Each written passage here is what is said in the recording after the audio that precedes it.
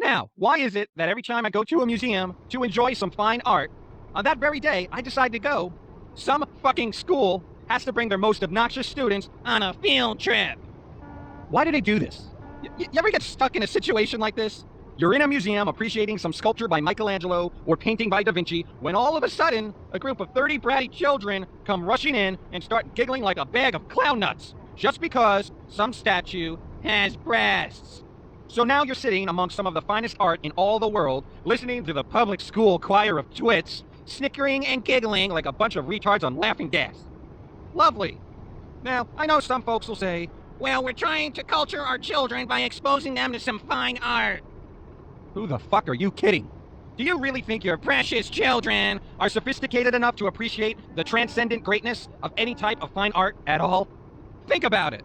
And don't give me that, well, he or she is very mature for their age nonsense. No, they're not.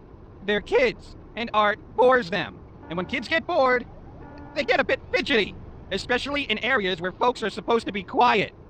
So, with this in mind, I say, before you bring these uncultured, simple-minded neo-Neanderthals to a house of art, give them a behavioral test. Get your class to split up into groups and have them all sit in the school library and tell them to look through a bunch of art books. Let them flip through the pages, and when they start giggling like idiots at the sight of a painted boob, just keep that little future crackhead from going on a trip, okay?